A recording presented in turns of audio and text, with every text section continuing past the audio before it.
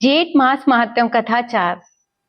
जय माँ गंगे, जय श्री विष्णु।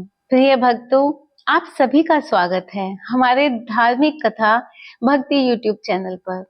हम आपको सुना रहे हैं जेठ मास महात्म की श्रृंखला।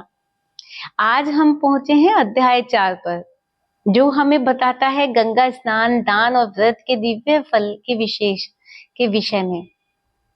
इस अध्याय में हम जानेंगे क्यों कहा गया है कि जेठ मास में किया गया एक तिलदान भी अश्वमेध यज्ञ के बराबर होता है, और कैसे गंगा जी के दर्शन, स्पर्श और स्नान से मनुष्य के पापों का अंत हो जाता है। चलिए करते हैं कथा का आरंभ। पद्म पुराण के अनुसार एक बार महाराज युधिष्ठिर ने भगवान श्री कृष्ण से पूछा, हे मधुसूदन, कृपया मुझे बताइए कि जेठ मास में कौन कौन से पुण्य कार्य करने चाहिए। भगवान श्री कृष्ण बोले, हे धर्मराज, जेठ मास तप, व्रत और दान के लिए अत्यंत पवित्र समय है। विशेषकर जो व्यक्ति इस मास में प्रातःकाल उठकर नदी स्नान करता है, विशेषकर गंगा या पवित्र सरोवर में, वह जन्मों के पापों से मुक्त हो जाता है।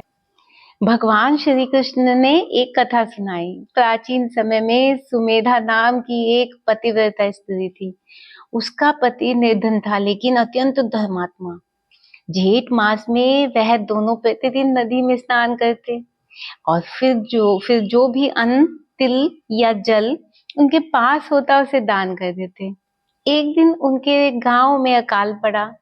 लोगों ने उनसे पूछा, तुम्हारे पास कुछ नहीं, फिर भी रोज दान क्यों करते हो? सुमेधा बोली, धन नहीं तो कुछ नहीं, धन नहीं परंतु पुण्य का अवसर मिला है। आज हम करेंगे तो कल भाग्य बदल जाएगा।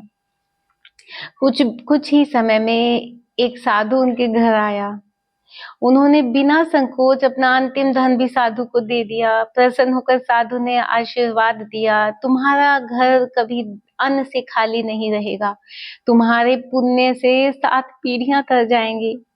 वह साधु स्वयं भगवान विष्णु के दूत थे। तिल दान, शीतल जल दान का फल। भगवान श्री कृष्ण बोले, जो व्यक्ति जेठ मास में तांबे के पात्र में जल भरकर किसी ब्राह्मण या पार्थिव को देता है, वह स्वर्ग लोक में स्थान प्राप्त करता है।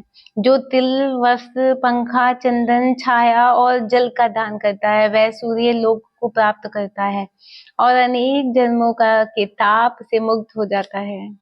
इस अध्याय से हमें शिक्षा मिलती है कि धर्म और दान की शक्ति धन से नहीं, श्रद्धा से होती है। गंगा स्नान और तिल जल का दान यदि पूर्ण श्रद्धा से किया जाए तो वह स्वर्गीय मार्ग खोल सकता है। भगवान सेवा, भक्ति और निस्वार्थ भाव, यही जेठ मास का सार है। प्रिय भक्तों, यह थी जेठ मास महात्म कथा का अध्याय 4, जिसमें हमने जाना गंगा स्नान और दान की महिमा। अगर यह कथा आपके हृदय को छू गई हो तो कृपया हमारे चैनल को लाइक करें, शेयर करें और सब्सक्राइब करें, ताकि अगली कथा आप तक समय पर पहुंचे। अगले अध्याय में हम जानेंगे जेठ मास की निर्जला एकादशी का चमत्कारी कथा। जय माँ गंगे, जय श्री हरि, हर हर गंगे।